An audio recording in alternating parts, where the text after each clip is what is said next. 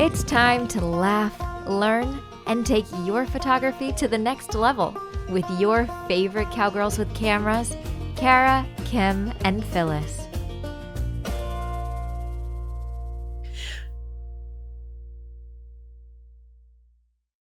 Welcome to the Cowgirls with Cameras podcast. I'm Kim with Kim Beer Photography and Be More Business. I'm Kara with Fast Horse Photography. And I'm Phyllis with Phyllis Burchett. Phyllis Burchett, who? That was instant karma for judging me for taking too long to introduce the episode right there. Hi, I'm Phyllis with Phyllis Burchett Photo. Good morning, y'all. Good morning.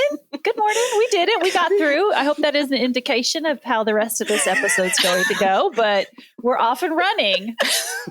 Well, for a minute there, I forgot what podcast I was on. And Phyllis was, I could tell by the way she's looking at me like, what is wrong with you? She's being all judgy. She was. I was responding to our friend Marcy, who was texting me. I wasn't paying attention at all. Kim is broken this morning. Then you broke me. And then I broke you. Well, I think you were just trying to match what the captions try to spell your name like. They want to put that E on the end of your name. So yeah. They give Phyllis Burchetti photo. We'll go with that. Yeah. Sure. let's just roll with that. Yeah. Okay. Well, we're off to a fantastic start. So what have you all been up to?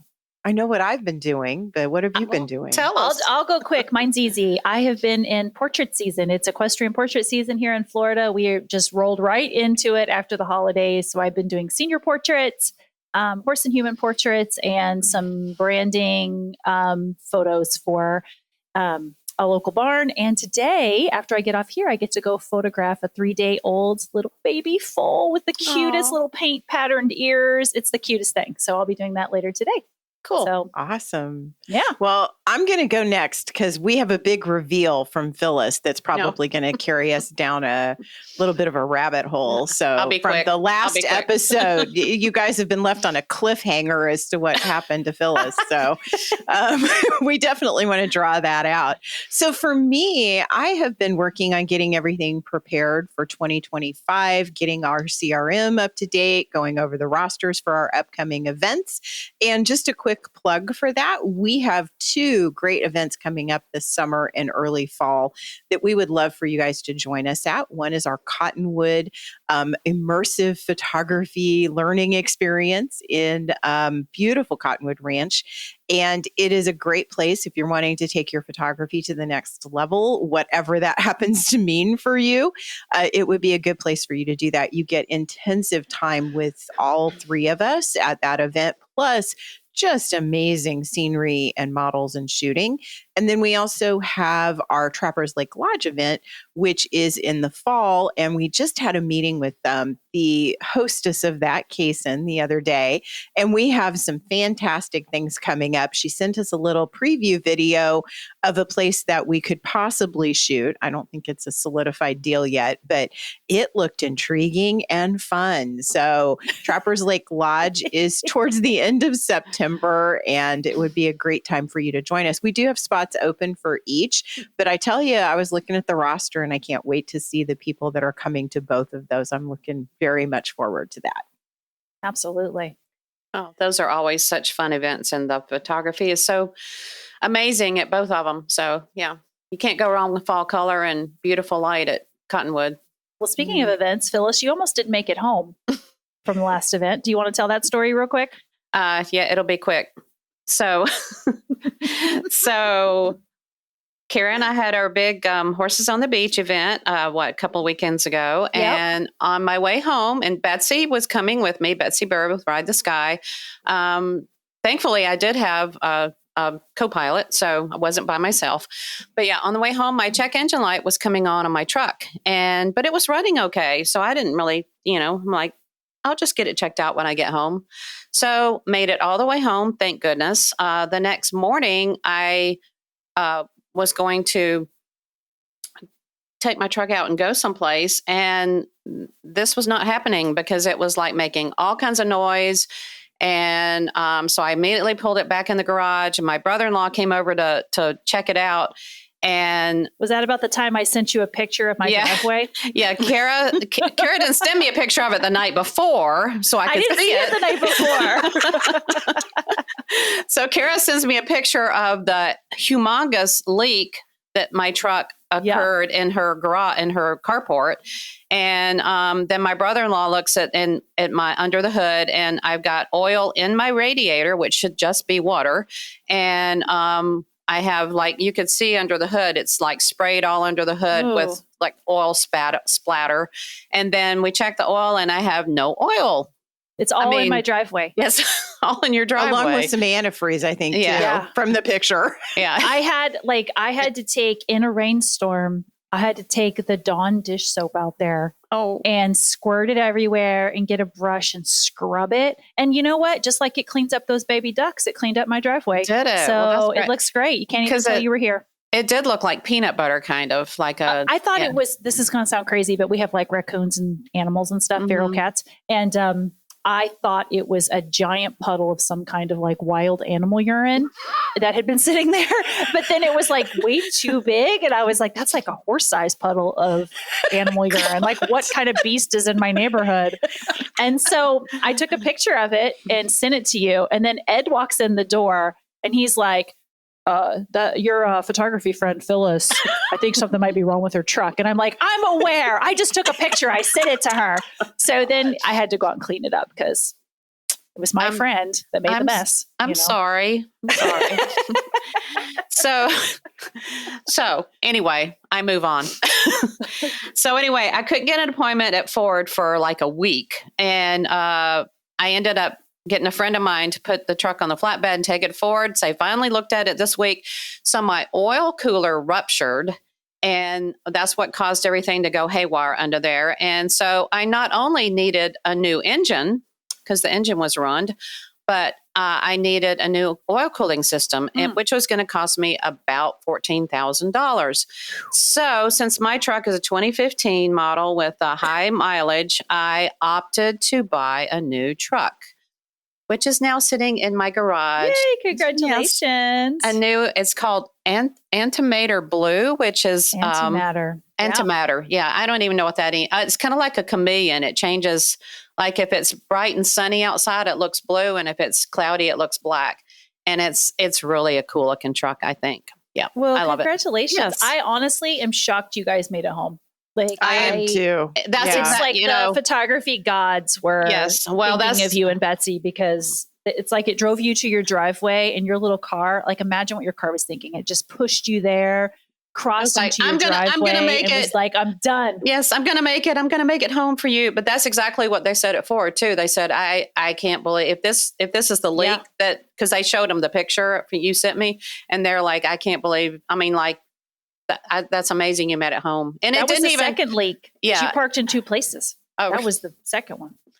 And the funny thing is it really didn't even act sick on the way home, other than the check engine light coming home. It didn't. I heard a little bitty ticking is all I heard. Just living on the edge, Phyllis. Yeah. So did you name the new truck, and what was the old truck's name? Do you name your trucks? The old truck was Bessie. Oh, poor Bessie. Rest in peace, Bessie. She's the new truck the personality of this one come out first. This one's a little bit more. She's more of a Victoria. Yeah, she's more like she's a badass is what she is. She's a soaring gale. she's a soaring gale. Phyllis does not get that reference. No, that's all right. That's all right. There'll Phyllis be people that will get it. What are you two talking about? There'll be some fourth wingers that'll get it. It's the dragon. It's the dragon, spicy dragon novels that Kara and I have both read. Spicy dragon novels. And I'm almost, speaking of that, I'm almost through Onyx Storm. I'm like 3/4 of the way through. So no spoilers out there for you guys. Well, I guess by the time this airs, I'll be done. All right. Are we, congratulations on your new truck. And I love the fact that you're like, It's antimatter blue. And I'm not sure. You need to read more sci-fi. Antimatter is cool. Okay. So, I didn't even know what that was either. you should Google that. That'll help Some give you nerd a came good up with name. that name. Some nerd definitely came up with that name. So yes. So okay. So are we ready to dive into our topic for today? Let's do it. Let's do it. Okay, so this month's theme has been getting your work viewed, getting it out there in the world. And today we're talking exactly about that, getting your images out there for maximum impact. And we've split this up into 3 categories. I'm going to talk about stock imagery. Kara is going to talk about getting your work published in editorial and magazines. And Phyllis is going to talk about other publishing avenues that you can take to get your work out into the world. So stock imagery, I come out from a unique angle. So first of all, I have to share a story. I've been a big TikTok addict. I was sitting here watching this and I'm like, what the heck is she talking about? And then it dawned on me. The TikTok I know what lady. you're about to talk about. Yeah. So there's this woman on TikTok who I don't even know her name, but she popped up She's on probably not a listener. my FYP a lot. I don't think she is. She definitely would not take that time out to listen.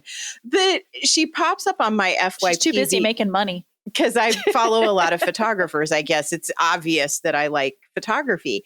And she starts talking about how she's making $20,000 a month on stock imagery. No, wasn't it like a day? No, it was a month. It was a month. It was 20 grand a month. And I'm like, wait a minute, I'm doing something way freaking wrong with my stock imagery if you're making $20,000 a month on stock imagery.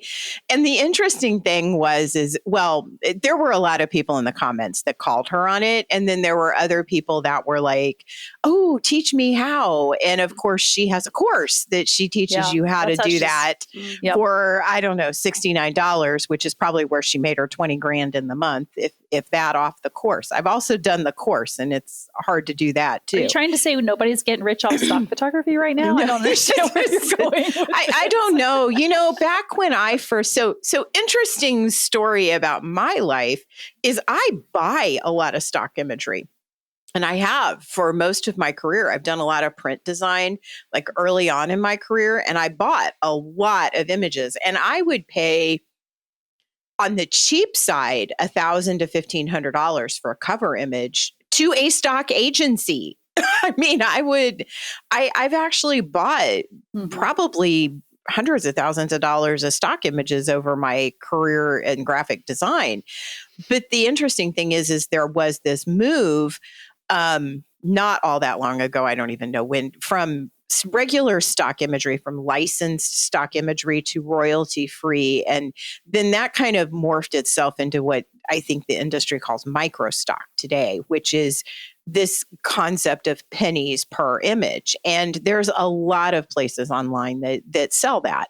And I use a lot of different outlets for stock imagery today. And in the need for stock imagery in 2025 is incredible. Like there's a lot, even though people are thinking, oh, I can just make it in AI. Well, AI has to have something to feed its ever hungry beast. And in general, that is stock imagery. And for those of us who have to do a lot of print or digital production work, there's a lot of need to have stock photography. However, making $20,000 a month is delusional. So let's temper our expectations. I mean, there's probably some people out there doing it, but it's probably not something that they're not doing it on microstock. Yeah. Or if they are doing it on microstock, they're doing it on images.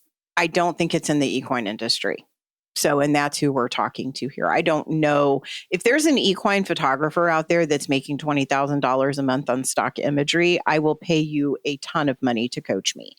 But I think the thing I want to get at is please set your expectations accordingly. And if the little blonde girl with the $20,000 course, a $20,000 paycheck course per month shows up on your FYP, definitely take it with a grain of salt. All of that said, there are lots of us who have large catalogs of images that didn't make the cut into being art or necessarily spectacular, but are very good illustrative images that people need for marketing, advertising, storytelling, illustration. I mean, there's so much drive for images out in the world.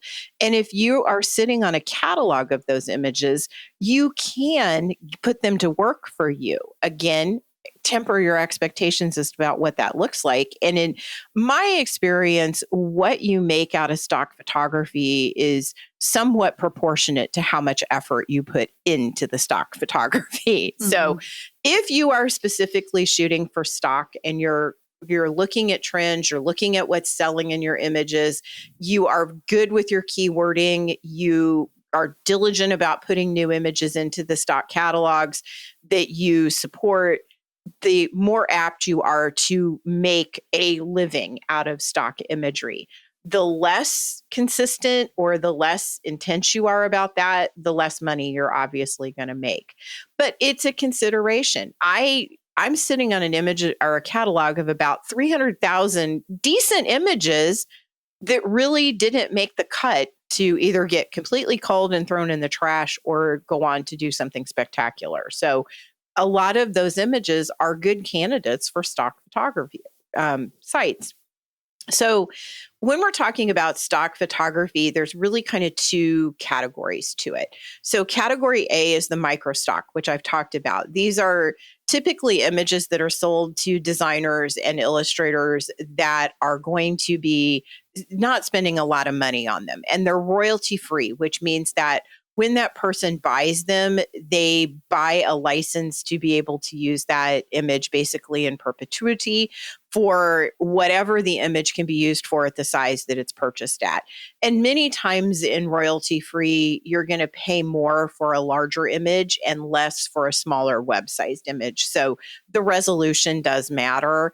At the end of the day, most of the micro stock agencies, if you buy a subscription, everything comes in at the biggest size. So that's the file that you download as the consumer of the stock imagery. For the photographer's end of things, you're making pennies on the image because, to be honest, most of the subscriptions to microstock aren't that expensive. I think I pay $30 a month for one, and that gives me, I think it's like 30 credits or something. I mean, it roughly works out to about $1 per image. So by the time the agency gets all of what they need to get, the photographer is making pennies. So it's a quantity game. You've got to sell a lot of that image in order to make a return. So that's the royalty-free world. Then there's the part of the world where you are doing something that is sold and licensed for a specific purpose and likely a length of time as well. That's a little bit harder world to get into, and you're not going to do the quantity, but the reason why art buyers want the images that do have royalties attached to them, meaning that they're going to pay for them according to what they're going to use them for and the time that they're going to use them, is that no one else gets that image. So if you have a brand and that particular image is going to be used in a national ad, you wouldn't want your competitor to have the same image in their ad. Or if you are a magazine designer and you're going to put it on your cover, you don't want the magazine down the magazine stand to have the same image. So it's worth it for you to buy that image and the rights to use that image for a period of time. Becoming a photographer in an agency that does royalty images is a lot more difficult. There's a lot more hurdle to be able to get into that particular type of photography. If this is something you really want to do and you want to substantially pay your rent with it, it's decidedly a better route to go. You get better customers. Your images tend to get better placement. You're not going to get personal recognition for it. I mean, I have done a lot of commercial photography in my career and I don't get recognized. Like my images are published all over the place, but you rarely will see even a byline with my images because they're used in commercial purposes. So they're not showing up with that. I look at them and see them and go, "Oh, that's my image," but it's not something that is publicly noted. So that's another thing you need to consider when you're doing this. You may see your work all over the place, but you're not going to get notoriety from it. So a couple of the places that are very common for photographers to want to put up stock imagery, Adobe is one of the most popular, generally because we all use Adobe products and it's super easy to do. Adobe is really fussy about their model releases. Carrie, you put stuff in Adobe stock. They want their own model release, correct? Mm-hmm. But that model release is good for other agencies, just FYI. So we're careful in our workshops that we use Adobe's model releases so that you're set up to be able to put those images in stock, in Adobe stock, if you want to put them up for sale. Do be aware that when you put your images in a micro stock agency, that probably AIs are being well trained off of those images. So just know that that's part of the deal. Adobe stock is one of them. Shutterstock and iStock are two others. iStock was already owned by Getty, which is kind of the big stock agency. It's where I've purchased most of my images in my career. It also has a lot of the editorial images that like your news services use. So Getty was the royalty arm. iStock was the microstock or royalty-free arm. And recently, Getty purchased or merged or acquired, I don't know what all the words are for the terminology, but Shutterstock was iStock's competition and Getty acquired them. So you're getting one conglomeration there.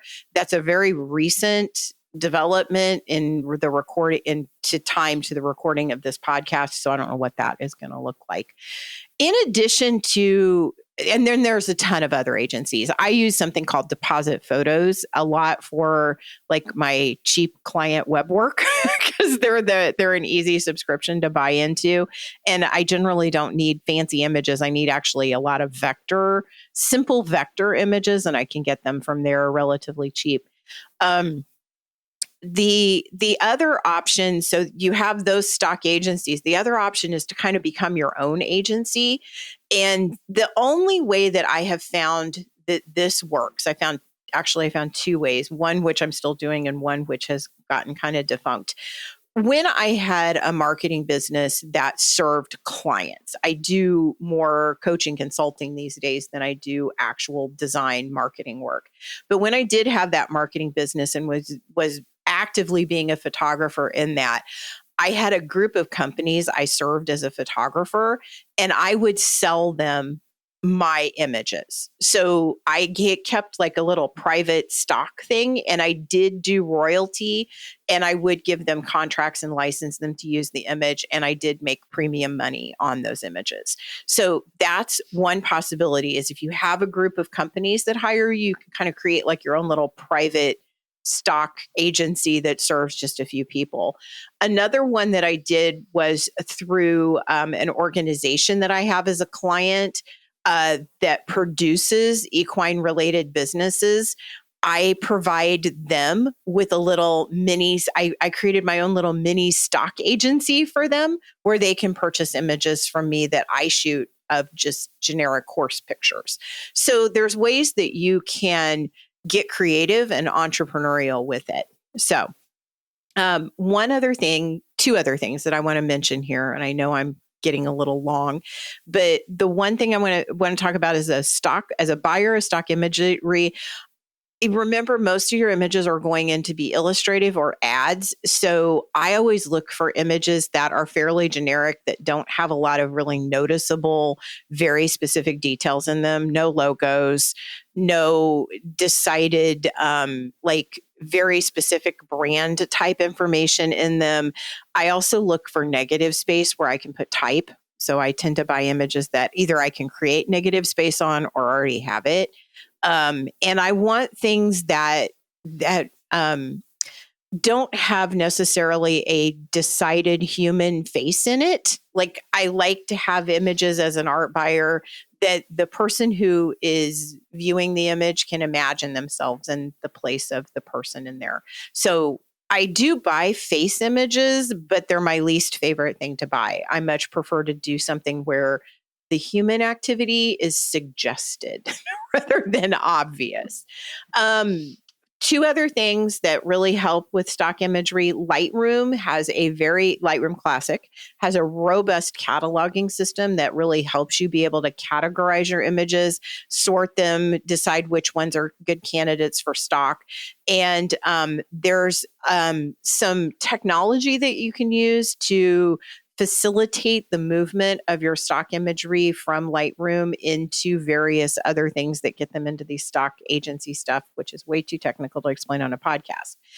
The other thing that is probably the biggest hurdle to stock imagery is keywording the things. I don't know about you, but it drives me crazy to keyword the images. It's hard. And I found an AI tool called phototag.ai that's really reasonably priced and actually does a halfway decent job even with equine images. At least it gets me a lot of what would be like the standard keywords dunked in there, and then I can add a few more of my own that are very horse specific that it probably didn't know. And it definitely has saved me a tremendous amount of time in keywording my images. Okay, sorry, that was a lot. I feel like I'm boring Kara and Phyllis. I would just say that for me, stock has just been kind of a passive income. And it's one of those things that the more serious you take it, the more dedicated you are to it, the better you're going to do with it. Yeah. And as a passive income stock person, it's definitely a numbers game because I'm playing in a low payout situation. So the number of images that you get licensed is going to increase, what you make from that. So I a lot of times will take images that are what I would consider like maybe B or C images from my collection. So I'm not actively out there on a regular basis shooting for stock, which is where if you're going to be really successful with stock imagery, you're shooting for it. You're being very purposeful and you're creating a really amazing curated catalog of images that is for your audience. I'm doing it from the perspective of I have all these B and C images that are just sitting here and I might as well do something with them. So that's kind of how I've approached stock imagery. And is that the best way? Probably not. Yeah. But it does fine. So it's another thing that you can do to get your images and put them to work. I look at it like this. Those images are just sitting in my computer and no one is seeing or using them. They might as well be out there at least getting recognition and being used. So, yeah. I think you have to decide, is it worth your time and effort to select, go through, upload, make sure you get model releases. So it's just a matter of what you want to do. I personally don't want to do that. That's just too much time and effort for the amount of return I get. Mm-hmm. So it's just each individual person's, Yep. Because it does take time. It's just time you could be doing something else. So. All right. Do you want me to talk a little bit about magazines and editorial? I do. Yes, yeah, please do. Editorial images definitely are jump in definitely here. Nice. Yeah. So one of the goals I set for myself in 2024 was I had 2 magazines I wanted to have images published in 2024. And I set that as my goal and I was successful. But it was something that I really had to kind of buckle down and focus on. So here's a few things that I have learned from that process that hopefully can help some other people. I know both of you have had a lot more experience than I have in this area. So please jump in and add to this as we go through. And I would say, like with the photographers that we work with, we get asked about this a lot too. Like, how do I get an image published? How do I get an image in a magazine somewhere? So the first thing I would say is, landing an image or a feature in a magazine or some kind of published material. It's not just about submitting pretty images. It's about knowing where your work is going to fit, following submission guidelines and understanding, and taking the time to understand what editors are actually looking for. Here are some ways to increase your chances of that happening for you. You want to research your target magazine. So one of the things that I did is I knew I had these 2 magazines. I got subscriptions to them and I started reading them. So I would read them cover to cover. I would really look at the images. I would look at the photographers that were in there. Like, who is that photographer? Look at the image. And I learned a lot about that magazine style that I was interested in. So that is where I would say start. Identify the magazines that align with your photography style, whether it's horses or some other specific discipline, or even something like equestrian fashion or fine art. You'll find that magazines that have more of a storytelling or article approach, they're probably not looking for your equestrian portrait images, whereas a fashion magazine might be looking for a really specific, more fashion elevated level type image. So keeping that in mind is really important. So make a list of potential publications and check if they accept submissions. Most magazines I have found online will have their submission guidelines available to you on their website. If you can't find them, though, you are welcome to always send an email and ask. They usually have someone that's tasked with responding to those and making sure that the information is out there. I would say definitely go beyond a quick browse. I actually spent hours last year hanging out. I have a bookstore here with the magazine rack, and that's how I decided which ones I wanted to go for. As I stood in the bookstore at the magazine section while my son wandered around the kids section, and I just flipped through magazines and was like, I love this one, and I subscribed, and that's how I made that decision.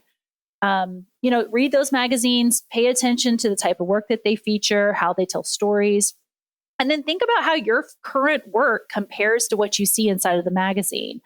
A lot of equestrian and equine industry magazines, they really do lead more towards that documentary style rather than pose portraits. So for me, as a equine equestrian portrait photographer, I had a lot of imagery that is there and available, but it has no home in magazines. That's not what it's for. It doesn't make sense for the story. So I had to really think about that if that was going to be a goal for me last year. So another option is to become a full package contributor by actually, writing articles in addition to providing the imagery. Magazines today, they're working on tighter budgets, and they love it when a freelancer comes to them with a strong story and the visual components to go with it, kind of that complete package. I don't have that skill at this point. I can contribute images, happy to do that. I love working with a writer to make that happen. But I'm not the storyteller writer person. So, but if you are that person, this might be a really great option for you to get your work out there.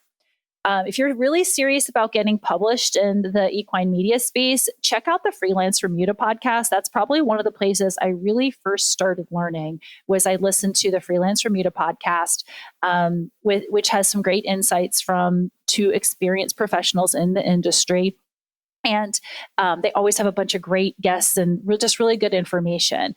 You should also consider joining the AHP, the American Horse Publications. They just have a lot of networking opportunities and just industry opportunities in general. I think Phyllis and I are both going to go to the conference this year. And Phyllis, are you going to enter anything this year? Have you decided? No? Okay, I haven't decided yet. But anyway, that's another thing to consider. Okay, so off to another section, I would think about preparing your portfolio. So spend some time looking at your images again, select your high quality images that match the magazine's theme and visual style. You've already done that work, so you know what they're looking for now. So now you've got to go through your images and find those. Or maybe you need to go out and do specific shoots for that purpose. I would suggest avoiding over editing unless the magazine specifically encourages it. So try to keep things as true to the scene as possible. I have had work rejected because it was edited like I would edit something for my portrait clients. So pay attention to those technical requests to ensure that your work is meeting the publication's professional standards. Your subjects should also be dressed appropriately. So if you're submitting equine and equestrian photography, writers should be in, proper attire for their discipline. If they're English or Western or they're doing ranch work, they should be dressed appropriately. There are magazines that won't take images if the writer's not wearing helmets, for example, if they're not in safety attire, or they don't have accurate or appropriate horse tack on their horses. So think about that and start to develop an eye for, what should this look like in this scene? And I like to think of it as just kind of an elevated version of everyday barn wear. So if I'm shooting specifically for an article, I would tell my models or my subjects that I'm working with, think about what you'd normally wear in this scene and then give me an elevated version of that. So something a little nicer that you are okay being photographed in, but it still has to fit the story and it has to be appropriate. So I'll be really honest with you. I'll have people all the time tell me that image is beautiful. It should be in a magazine. But the truth is I have yet to get images of my gorgeous high school senior clients wearing their prom dresses on horseback on a beach in a magazine in any serious way. Where's the story? It's perfect for a book cover, maybe. It's perfect for art creation. It could be used in other ways, but I have yet to find the story that it's appropriate for in any of the horse magazines, the equine industry magazines that are out there. You guys let me know if I'm off base on that, but that's been my experience. Those are beautiful images for your portrait clients, but they're not images that you're probably going to see in magazines. And then the last thing I'm going to say, and I'm going to come back to the submission guidelines again, each magazine has its own requirements. So you really do need to understand them and follow them exactly. This will include the number of images you can submit, preferred file sizes, and then additional details like captions or backstories. Some of them like to have all that information in advance. Skipping a step or ignoring the submission details will get your work rejected. Sometimes before they even take a look at it. If they pop open that file folder and it's not how they want it, they don't have time. They're busy, they're on deadlines. And if it's not what they need, they're just going to move on to someone else. And you're going to be probably annoyed because you never even heard back from them because they don't have time to respond to everyone. I think a good point you made earlier is that is to understand too that magazines, their budgets aren't what they used to be. They're looking more to Shutterstock and Adobe for stock images, and and even when you do get an image accepted to be published, it doesn't pay like it used to. It's just totally different than it used to be. So don't look to get rich off of getting any publications. It's just not happening. That's very true. I have just a couple of things I'd like to add. One, it has to do with the submission guidelines. Every magazine also creates an editorial calendar, and they work months or even a year in advance.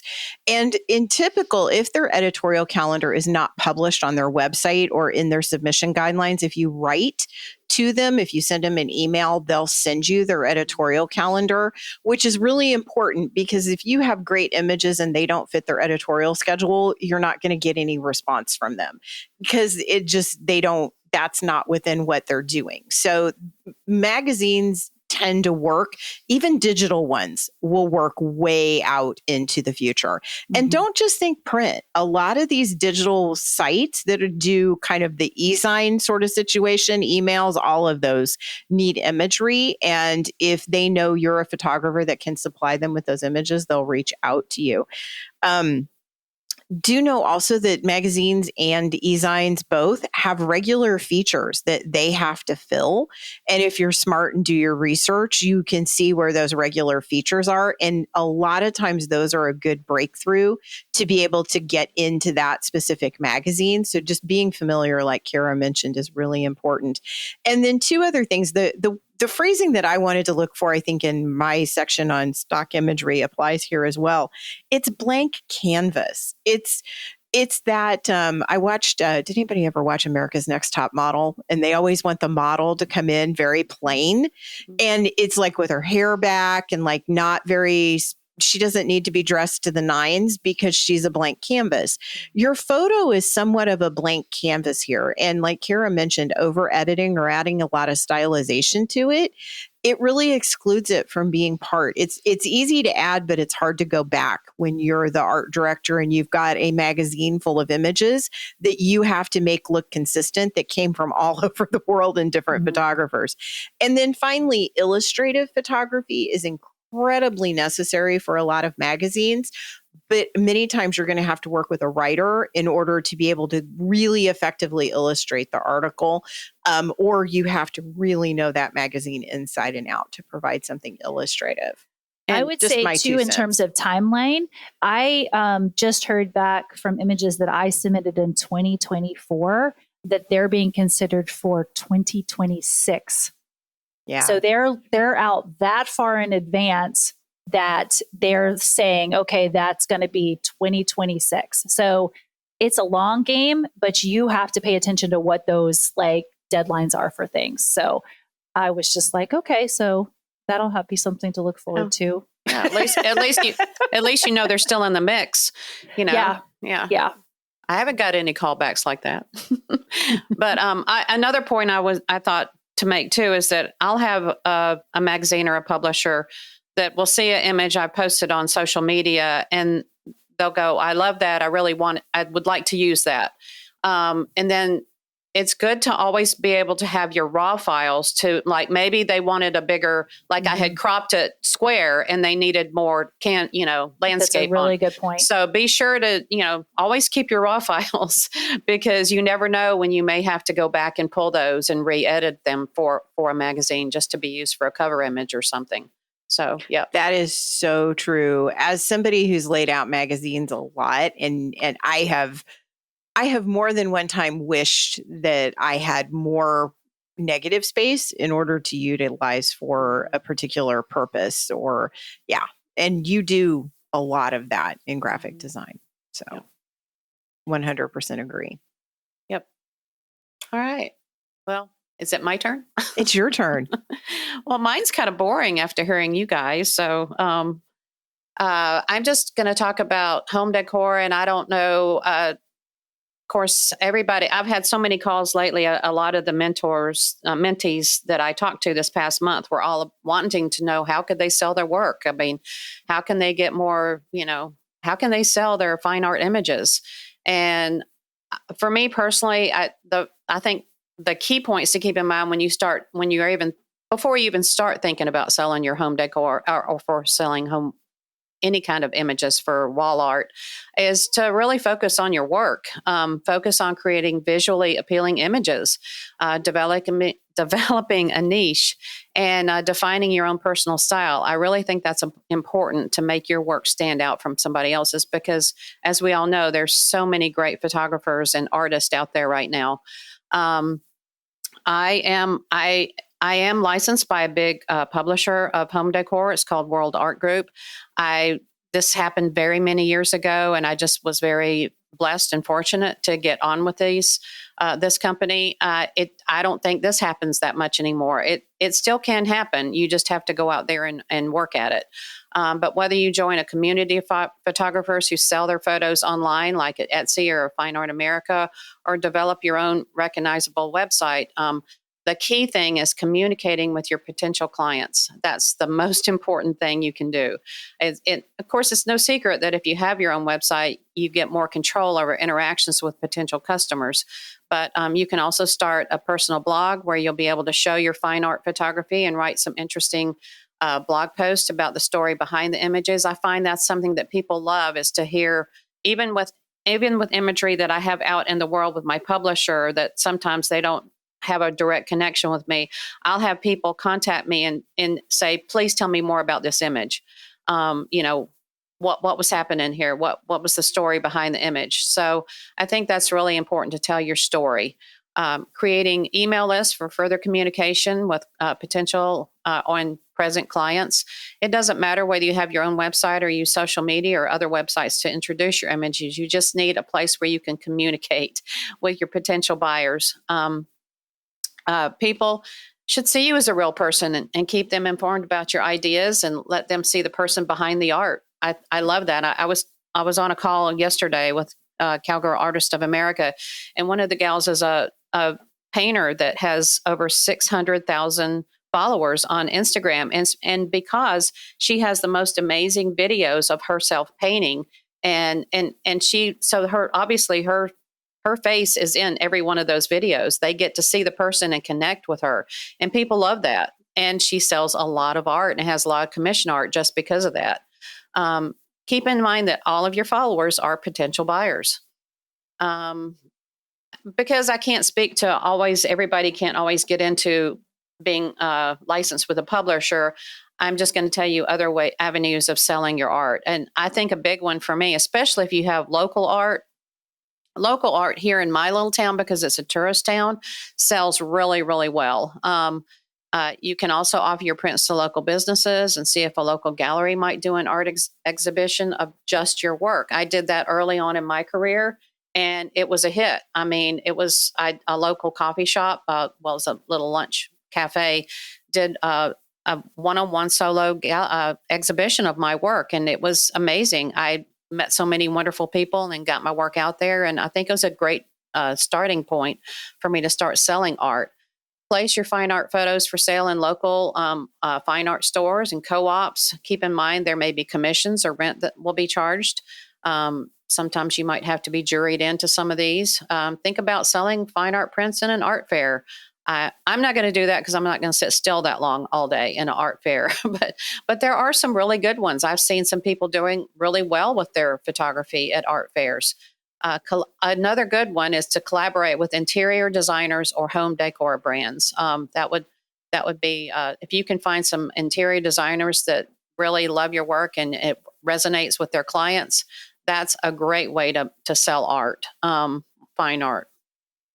You can't just sit on it and hope the buyers will come. You really have to work at it. Your promotion strategy is so important to help you stand out from the crowd. I'm going to move on to book covers now. There's so many authors out there looking for book cover images. Some are going to be using royalty-free images, but companies like Archangel Images, to name one, build their business on licensing rights managed images for book cover use. So you're not going to see it in a stock agency. They are a stock agency, but it's a different kind of stock agency, only for book covers. Book cover submissions can go to work for some really much needed passive income for all of us. On average, a book cover can range or will license from a minimum of about $200 on up, depending on the distribution of the book. And some of them will actually, the same book may have different covers for each country it's published in as well. Some tips for shooting specifically for book covers is because you never know what a client may be looking for. Work the scene from different angles. Submit both horizontal and vertical versions. Be creative and imaginative. Use models.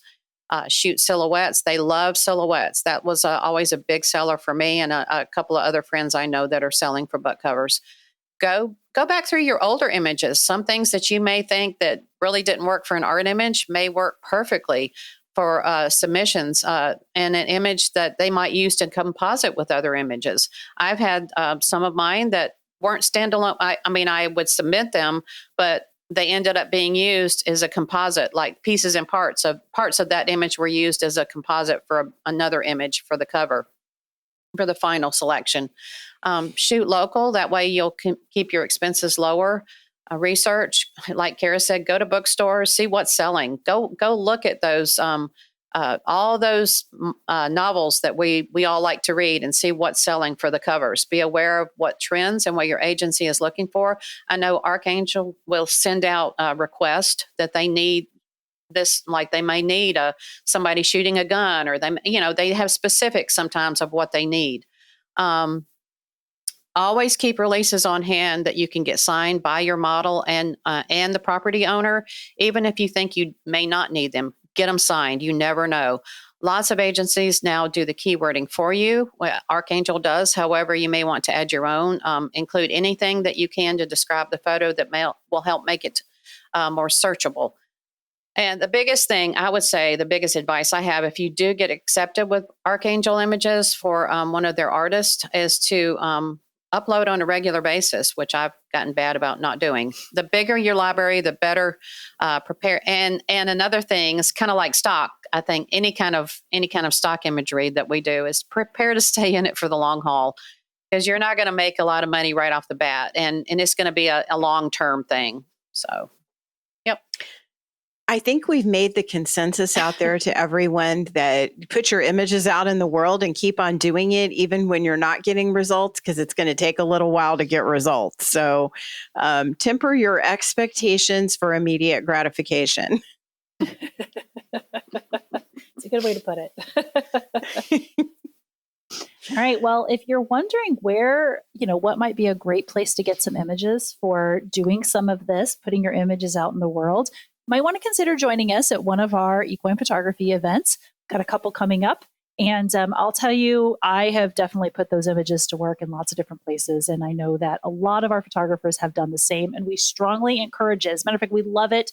And we want you to do that. So if you have any questions about that, reach out to us. You can also find us online where all of our events are listed at cowgirlswithcameras.com. You can head to our events page. We are also on social media at Cowgirls with Cameras on both Instagram and Facebook. So come say hi to us over there. Thanks for listening to this episode of Cowgirls with Cameras. Don't let the laughter and learning stop here. Join our community on social media and be sure to visit our website for more opportunities to fulfill your photography goals. Head to cowgirlswithcameras.com. That's cowgirlswithcameras.com. See you next time.